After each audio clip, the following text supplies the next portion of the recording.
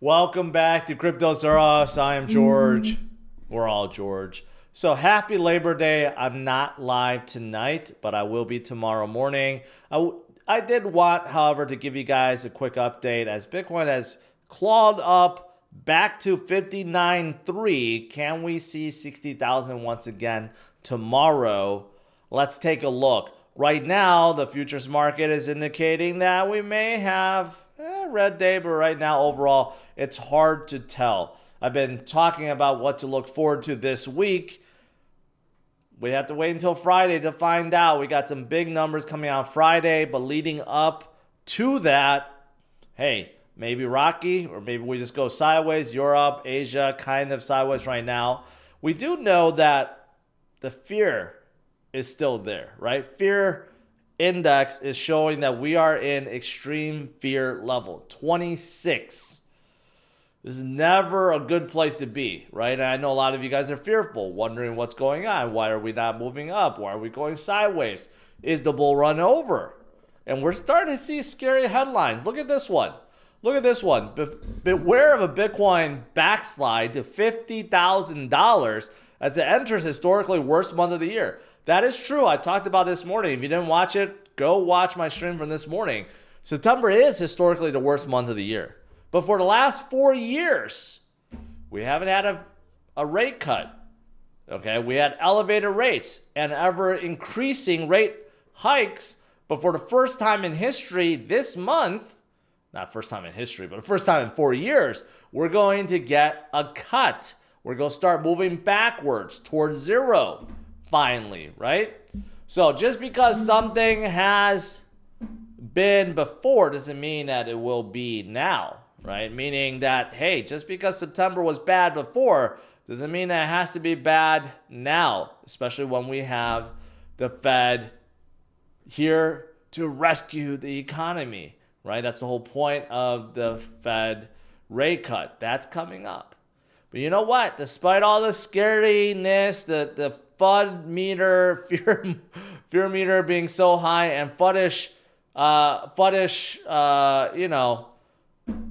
articles like this, there are still so many that are bullish, like myself and VanEck, who just came out today with an article or a summary or a prediction. I don't know what you categorize this, but this is what they think Bitcoin will be at in 2050, okay, in about 26 years.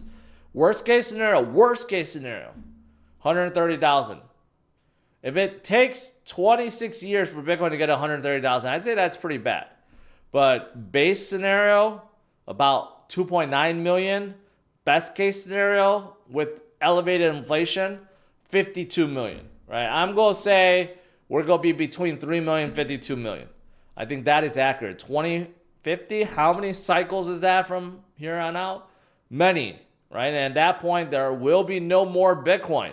None to go around. Exchange reserves will probably be near zero at that point. We'll have countries hoarding Bitcoin like there's no tomorrow, more so than they're doing with gold. And basically, I would say every public trade company by then will have some sort of Bitcoin strategy. So yeah, there are some of us that recognize that, hey, not time to be bearish.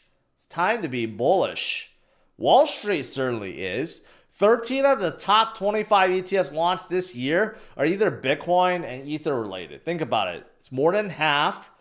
And out of the 400 new ETFs, the top 4 are all Bitcoin related, with BlackRock coming in at over $21 billion.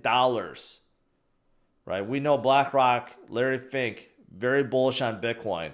But let's not forget Fidelity and ARK and Bitwise, 4 of the biggest ETFs launched so far, and it's only been, 8 months? 8 months. What about in another 8 months? What about in another 80 months, right? So there are, of course, those that truly understand, are taking the opportunity to just load up. And just look at this. Besides the ETFs, you got MicroStrategy, you got Tether, you got Mara, you got Tesla, you got Coinbase, you got Hut 8, you got a lot of companies loading up, including Metaplanet, even though they're on a much smaller scale. But it shows you what Bitcoin and a Bitcoin strategy does for companies, because Metaplanet stock is absolutely on fire in Japan, right? So my point is, don't fall for FUD. Don't fall for manipulation. I made a big point about manipulation in my Sunday video, right? What is Wyckoff accumulation? Manipulation from the big boys. This was something that traders discovered a long time ago. Basically, this is how Wall Street controls certain stocks, by making them go in a certain pattern while they accumulate, while they drive out retail investors, and then they let things soar, right? And now we can apply it for Bitcoin. We have seen many periods like this where it does seem like Bitcoin is following the Wyckoff accumulation. There are those that are trying to suppress Bitcoin's price right now so that they can accumulate more. You don't want to fall for this FUD. Don't listen to negative headlines like this.